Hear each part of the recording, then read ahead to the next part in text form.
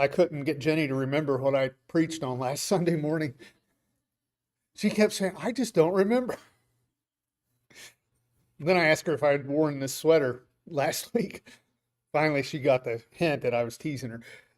With the holiday seasons that we're in the middle of, and between Thanksgiving and New Year's, there's a lot of times that people come together and social events and occasions, and they feel that that is a call to drink alcohol together. Go by Noonan's or probably even Jungle Jim's in the next couple days.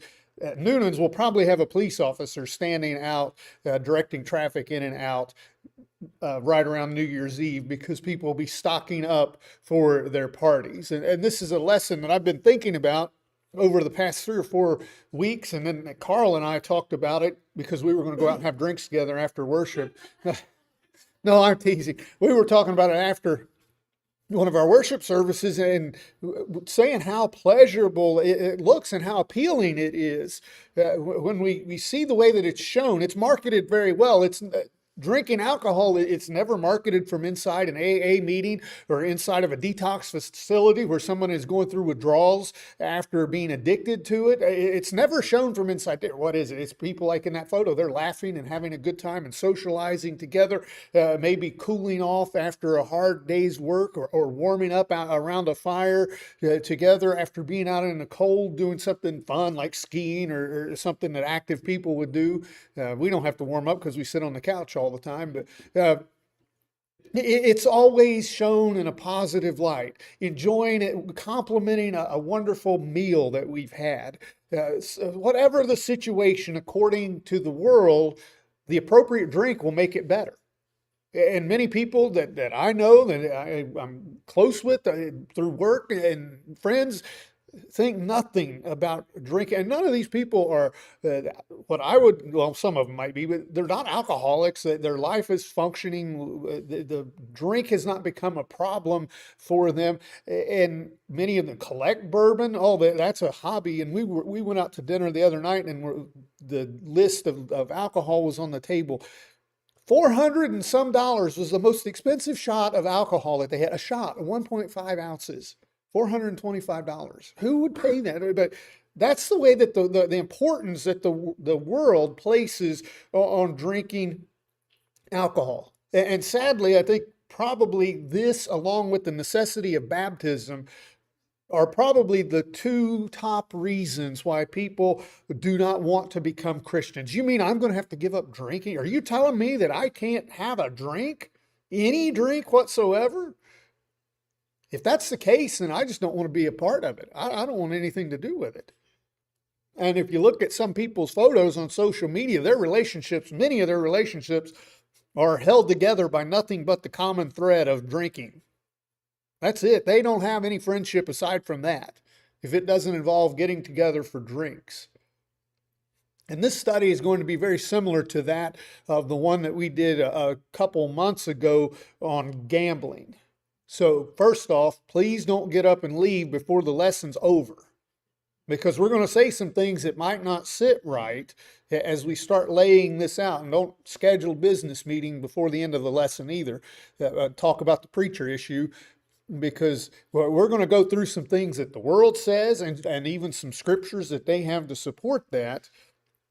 And then we're going to look at some other things, some principles that are discussed in the scriptures, because if it's in there, I can't find it in the New Testament. I could not find one verse that says, thou shalt not have a glass of wine, or thou shalt not have a mug of beer. If it's in there, I did not find it. There are scriptures that specifically condemn drunkenness, but having a glass of wine with dinner, would that make most people drunk? If you don't drink on it or never drink, it might affect you, but most people would argue and say that as long as you're not getting drunk, then just having that glass of wine or that glass of beer with dinner is not going to make you drunk. Even by the state standards, if they did a breathalyzer on you, your blood alcohol content, I think it's 0.008 is the legal limit. That is typically 2 glasses of wine or beers at dinner is what that is accounting for. You're allowed to drive your car at that point. But is that something that we can support with Scripture?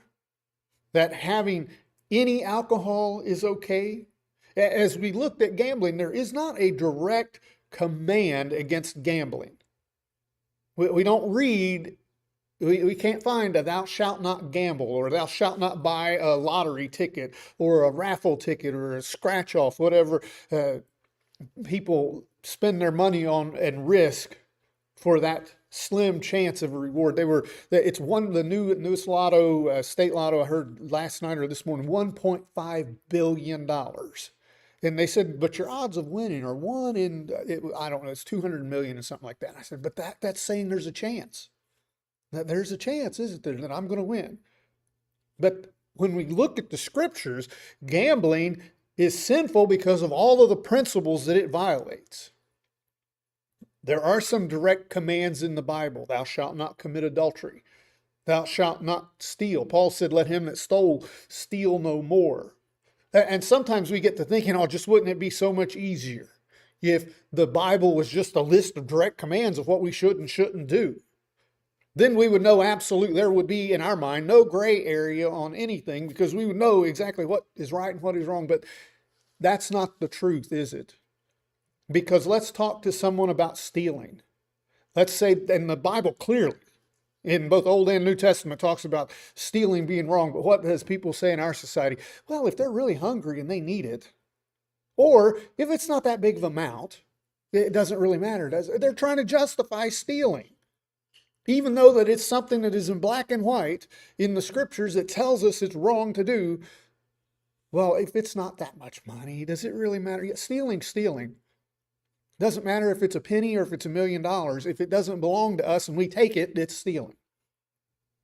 Because we're trying to please or to do what pleases us. We're trying to please ourselves and twist the Word of God to say what we want it to say. The same is true about drinking alcohol. What do the Scriptures say about it? Should a Christian get involved and be involved in drinking alcohol? Can we support that belief that many have, including those professing to be Christians, that we can drink as long as we are not reaching the point of being drunk? Can we support that belief? Well, what do they use to support that belief?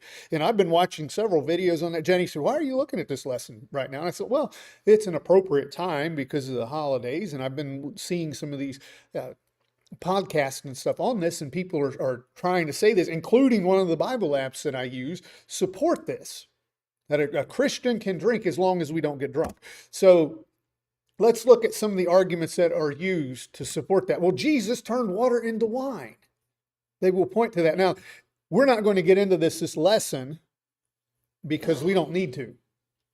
But there is a difference. If we look at modern day fermentation versus what they did back in the times of the Scriptures, it was more done as a way of preserving than for the alcohol content. In their alcohol, and again, I'm not going to go into all the weeds on this, but their alcohol content was much, much lower than what our drink alcohol content is today. But we're saying, we're just going to say we can drink, but we can't get drunk. Well, Jesus turned water into wine. And if we look at John chapter 2, and this is a single topic that we could spend several lessons on in and of itself. But the first thing that we need to remember, number one, we're under the old law. And there are passages that we could show that Jesus was not giving them the wine to make them drunk, what is called wine. And also in looking and studying the Scriptures, the New Testament, the word that is used in the New Testament as wine is a very generic term. And it is used and means basically any juice that comes from a grape. It's not saying what state it's in. It could be grape juice or it could be hard liquor. And it's still translated as wine. one that has zero alcohol content and one that has up to a lot, and it's still said and you referred to as wine. So notice in John chapter 2 and verse 10 that the emphasis is on the quality of what Jesus created. In verse 10, it said, "And he said to him, Every man at the beginning sets out the good wine, and when the guests have well drunk, then the inferior. But you have kept the good wine until now." Now, what they did back in that time, because again, it was about preserving, they would dilute their wine, their grape juice, with water. So as the evening went on to make it last, they would add more and more water to it. Well, what Jesus had created was the best. It was strong compared to what they had been drinking. But if all we take from this story is, well, Jesus turned water into wine, so it's okay to drink, we're missing so much of the point. And this is not the Bible allowing drinking, because that scripture in Habakkuk would condemn, if Jesus was the bartender for that event, it would condemn what he did. And we know that Jesus did not sin his entire time on this earth. So how could he then have served people wine, which Habakkuk chapter 2 and verse 15 tells us is wrong?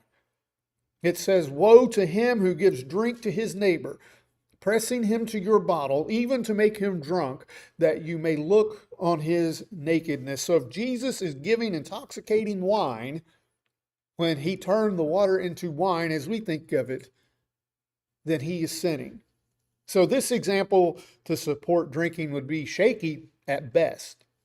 Okay, here's another one. Paul told Timothy to drink wine for his stomach's sake. 1 Timothy chapter 5 and verse 23. So if Paul told Timothy it was okay to drink a little wine, then it's okay for me to have a little wine. 1 Timothy 5 and verse 23, "No longer drink only water, but use a little wine for your stomach's sake in your frequent infirmities." So for this, I would ask the question, what's the purpose of Timothy drinking this? What's the reason? What's his motivation in his heart for drinking this? Is it for pleasure or recreational purposes, or is it for medicinal purposes? It's for his health. You have infirmities. Maybe Luke passed this information on to Paul during their travels. Luke and Paul were together during some of the writings in Acts.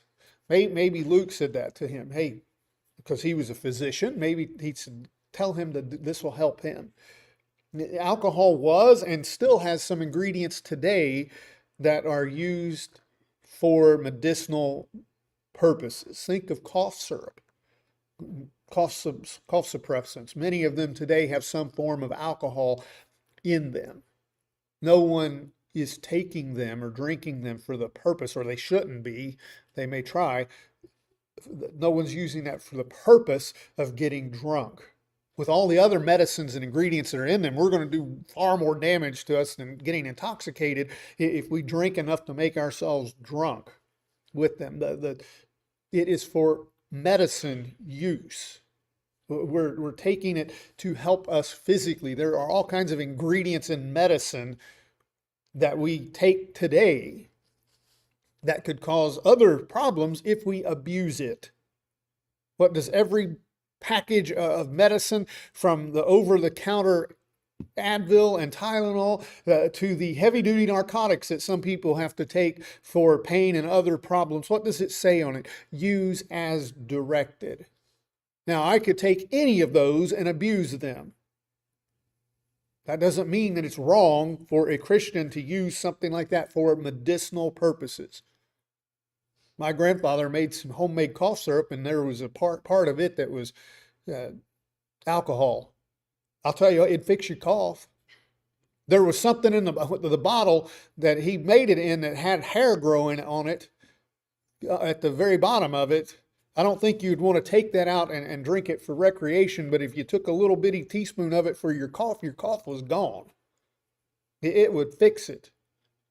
There's a difference between drinking a little wine, as Paul, and today we would have far better medicines than what Paul is offering to Timothy now, but drinking a little bit for your health purposes versus sitting down and relaxing and having an intoxicating drink with dinner. Also, when Paul is mentioning qualifications of elders and deacons, one of the reasons why, I can't be an elder. I have to have my drink. They're not allowed to have any here, according to 1 Timothy chapter 3 and verse 3. Not given to wine. That's a qualification for an elder. Not given to any wine. Not violent, not greedy for money, but gentle, not quarrelsome, nor covetous. No, so that would mean zero, right? Not a drop of wine if you're an elder. Now, deacons get off a little bit easier, don't they? In verse 8, likewise, deacons must be reverent, not double-tongued, not given too much wine. Oh, then it's okay for us to have a little bit of alcohol if we don't get drunk. Not greedy for money. Again, we're stretching these passages when we think that that's what it means. And we're going to see why here in a minute. With this, well, you can't be an elder if you have any wine, but you can be a deacon if you drink a little bit. Just don't get to the point of being drunk. Qualifications of older women, the qualities of them, the characteristics, not given to much wine. They're in Titus chapter 2 in verse 3. They're the examples that they should be setting. They should not be a drunkard or drunk on wine.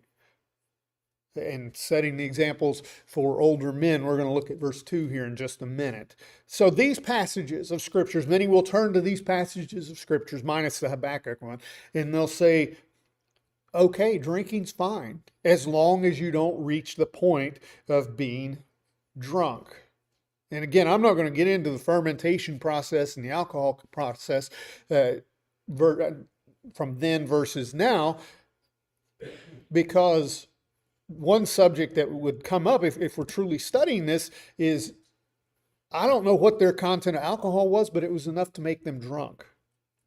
Because the scriptures gives a warning about that. So whether it's 5% or 95%, if you drink enough of it, you're going to feel the intoxicating effects of it. It may not take as much of the 95% as it does the 5%, but you will feel effects from it. So we're warned in Ephesians chapter 5 and verse 8. So that would include all those passages that we looked at. The contents may have had enough in it to make them drunk, but Paul says in Ephesians 5 and verse 18, and do not be drunk with wine, which is dissipation, but be filled with the Holy Spirit. So wine, when it's in its fermented state, it has intoxicating properties with it. If it didn't, there would be no need for the warning that Paul has given to them, even with Timothy in his stomach. If you're going to drink that, don't drink it to the point of getting drunk. So from these scriptures only, some might still say and try to argue, well, drinking's okay, as long as you don't reach the point of getting drunk. A Christian can have a drink with dinner and we're going to be fine because we're not getting drunk. But what about other scriptures? What about other principles that this drinking just one drink is going to violate? Are there any? Well, there are many warnings given throughout, especially Proverbs, but throughout the scriptures in the Bible about alcohol, wine, strong drink, as it's referred to. Proverbs chapter 20 and verse 1, wine is referred to as a mocker. It deceives by its fragrance. It intoxicates by its strength. And it renders the intoxicated ridiculous. Proverbs chapter 20 and verse 1, wine is a mocker. Strong drink is a brawler. And whoever is led astray by it is not wise. Wine, alcohol, or any intoxicating drink mocks us. Very simply, one can drink the same volume of liquor in one setting and be affected differently by it in another. Well, what do I mean by that? Well, I started in studying this, I was researching that, and there are properties in alcohol that affect us differently at different times. The impact, the intoxicating effect can be altered by things like outside temperature. If it's hot or cold, it can affect us differently every time that we drink it. What have we eaten with it before or afterwards? The foods that we have eaten can affect, increase or decrease the intoxicating properties of it. So truly, yes, I could drink one drink one time, and maybe because I've eaten a heavy meal, it's not going to affect me at all. But maybe another time I eat something really light, maybe a salad or some, maybe just a small bit of an appetizer or something, and I have that drink with me.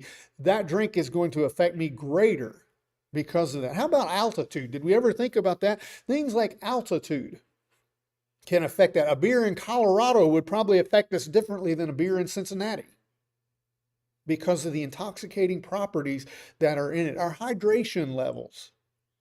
If we are well hydrated, the alcohol is going to be diluted quicker than if we haven't had a lot to drink water-wise or other hydrating liquid that day.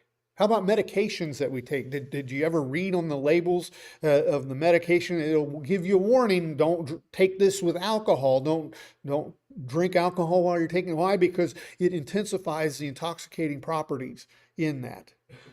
The mood that we're in, the actual mood that we're in before we drink affects how the alcohol is going to impact us. If I'm angry when I start drinking, I'm going to be in a different mood when I introduce that chemical into my brain than if I'm happy.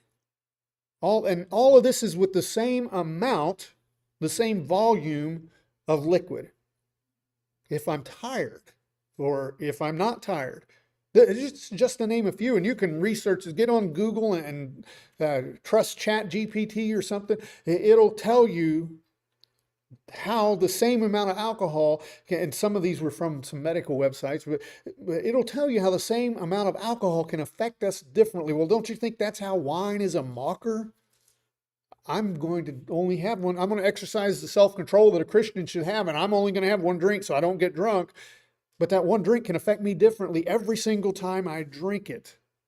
Have we ever heard someone, or maybe know someone, and they're talking, and they've done something that they shouldn't have done, or said something that they shouldn't have said, and what is their reasoning for doing that? Well, I had a little more to drink than I realized. I wouldn't have done that if I'd been completely sober. But that wine just hit me really hard at dinner.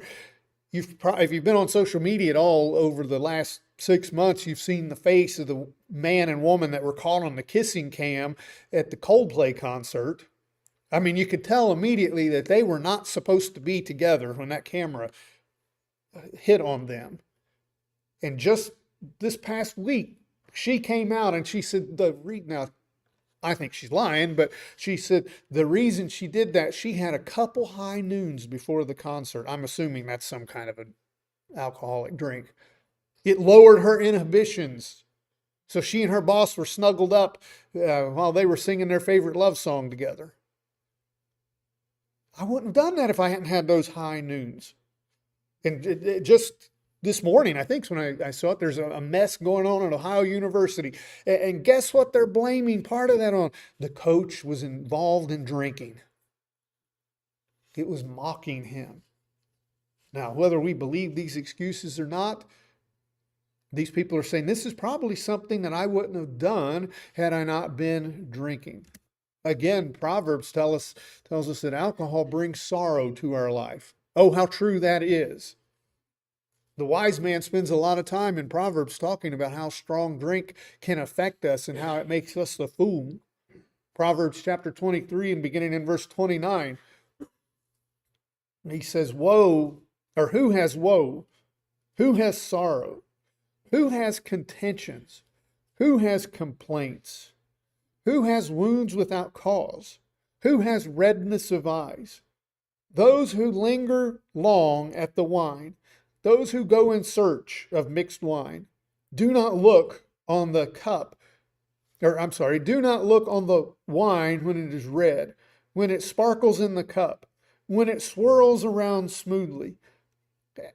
At the last, it bites like a serpent and stings like a viper.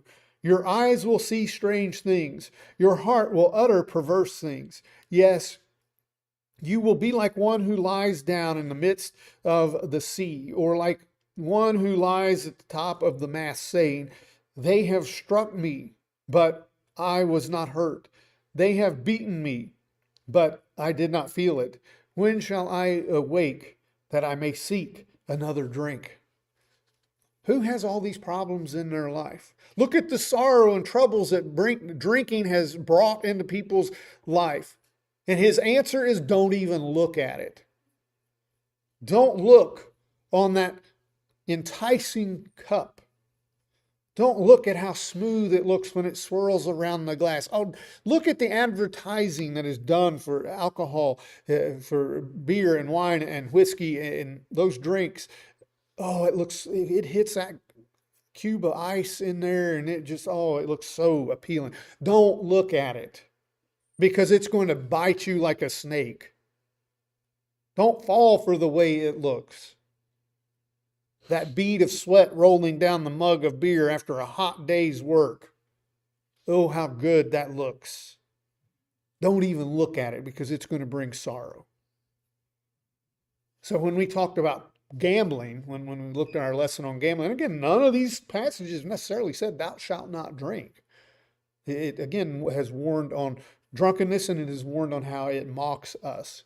But when we looked on gambling, we looked at the principles that it violated. Does alcohol violate principles that are found in the scriptures? Short answer is yes. Yes, it does. And it can be a very short trip from that alcohol of one drink to much greater sin. Well, what are some of the principles? Well, first off, it violates the command that we have to be sober. Christians are to live a sober life. Alcohol is the exact opposite of that. 1 Thessalonians chapter 5 and verse 6 reminds us that we have to stay alert. We saw Jerry Seinfeld a couple of weeks ago, and he was talking about a drink that he had seen. It's alcohol and coffee infused together. And he said, whatever the opposite of tired and intoxicated is, this makes you alert and sober. Or I'm alert and drunk. Because you're wired and you're intoxicated at the same time. In 1 Thessalonians 5 and verse 16 or verse 6, it says, therefore let us not sleep as others do, but let us watch and be sober. Be ready.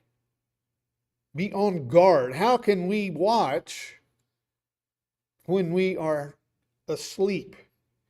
Or when our senses and our motor skills have been dulled by the chemical use that we have put inside of our bodies? Are we able to watch? We can't. Our dog Daisy that we had, she watched all the time. That girl was on high alert even when she was asleep. Does any little sound, she would jump up and spring into action. Well, the person that is on some kind of intoxicating substance doesn't necessarily have to be limited to alcohol, but our senses are dulled. Our reaction time is slow. Because of that, we cannot be sober and on guard. And while many people will say, well, one drink is not going to make me drunk. We'll use this nice round number because it's easy to work with. Let's just say that it takes 10 beers to get me drunk. So I can drink one and I'm not feeling anything. Well, that's not the truth. There's two flaws with that logic. Number one, when you drink that one beer and it takes 10 to get you drunk, well, you're 10% drunk. And number two, remember when we're talking about wine being a mocker, that one drink won't affect you the same way every time you have it. You may not be as sober as you think because of other factors.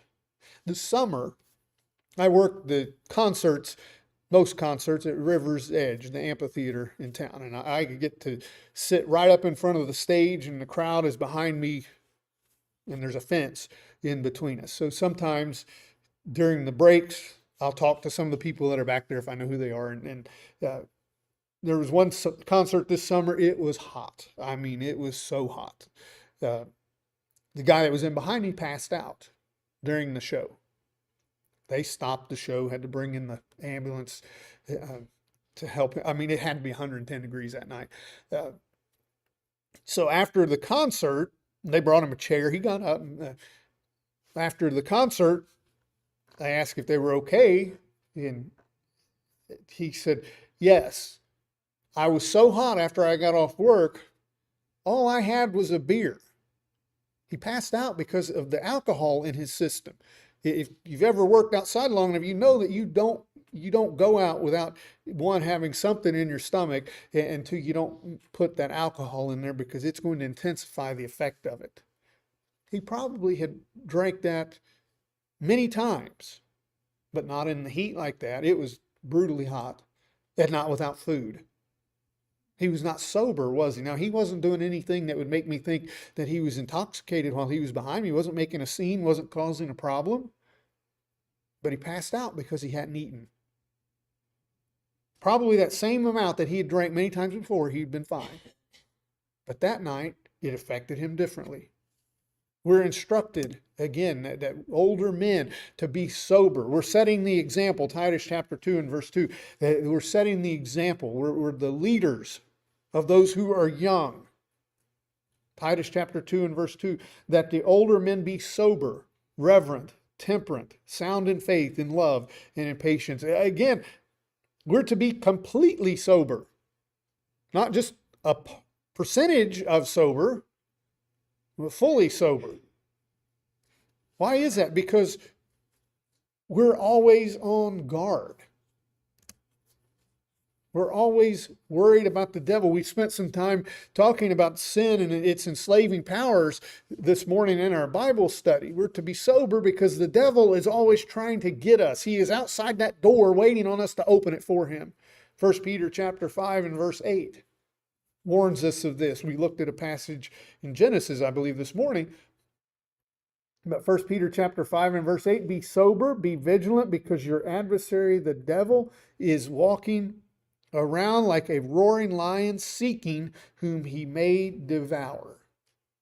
He's not trying to scratch us. He's just not trying to jump out and scare us. He's trying to devour us. He is searching. And he's watching for us to be at our weakest moment, our less than clear-headed moment. And that's when he's going to get us and he's going to devour us. And that's easy for him when we are not sober, because alcohol impairs our judgment and it lowers our inhibitions. We may do things while in an intoxicated state that we would never think to do when we are fully sober. In Isaiah chapter 28 and in verse 7, we read of the prophet and priest straying because of strong drink. Isaiah chapter 28, beginning in verse 7. But they also have erred through wine and through intoxicating drink are out of the way. The priest and the prophet have erred through intoxicating drink. They are swallowed up by wine. They are out of the way through intoxicating drink. They err in vision. They stumble in judgment. That sounds like someone that is under the influence of alcohol today, doesn't it? They stumble literally and figuratively. They stumble in judgment. Their vision is clouded. They make mistakes because their senses have been so dull. They were straying from God's will, and it was because of this intoxicating drink. It used to be higher. I think suicide has taken its place on the list, but several years ago, alcohol-related deaths was one of the leading causes of deaths in young people. Now, what do you think of when I say that? Most of us, because of the marketing that has been done on that, if we say that, well, don't drink and drive. If you don't drink and drive, then you don't have to worry about alcohol-related deaths. Well, guess what? That was still number one or two on the list. And it wasn't because of drunk driving accidents. It was because of people getting intoxicated and doing stupid things that led to their death. You can die without being behind the wheel of a car or in a car or hit by a car that is being driven by somebody that is intoxicated. They were doing things that they wouldn't do, that they wouldn't think was a good idea sober, like jumping off of things or trying to do something or laying in the road playing a game. There was one group of kids, and I heard of a whole line of them got run over because they were drinking and they left somebody's house. The parents sanctioned this. We're going to let you drink, but I'm taking all your car keys when you come in. So they did that and they started drinking, and they didn't drive, but they got out on the road, and there were 3 or 4 of them laying on the double yellow line to see who could lay there the longest with a car coming towards them. Now, that's the intelligence that they had while they were under the influence. The sad thing was that the car that was coming towards them didn't see the 3 or 4 of them that was laying on the double yellow line. What he saw was the crowd of young kids that were drunk on the side of the road. That's what he noticed. So he was trying to avoid them to make sure he didn't hit them, and he ran over all 3 of the ones that were laying in the middle of the road and killed them all. Would they have been in that position had they been sober? Would they have thought that was a good idea if they were sober? No. No one would think that. But that poor man behind the wheel had to live with their decisions because he was the one that just happened to be coming there at that time on the highway, and he ran over those children that were in the road. They weren't drinking and driving, but they died of an alcohol-related incident. It lowers our judgment. It lowers our inhibition. And we don't have to be completely intoxicated for that to happen. We're going to finish this lesson up tonight, Lord willing, and look at 2 more principles that are violated by drinking alcohol. And hopefully we will agree that, yes, there's not a specific passage in the New Testament. If there is, please point it out to me, and then we'll add that in the lesson this evening. But there's not a specific passage that says, thou shalt not have a single drop of alcohol or a glass of wine that's found in the New Testament. But there are plenty of reasons why that we should avoid it completely because of all the other principles that it violates and leads us to sin. And opens that door, as we were talking in our Bible study this morning, for Satan to come right in because he's waiting for us. He's waiting for that door to be opened. And if we crack it just a little bit, he'll be in. So if you're subject to the Lord's invitation in any way, take this time to think about the condition of your soul. And if we need to make changes in our life, let's do so now while we have the opportunity, while we stand and sing.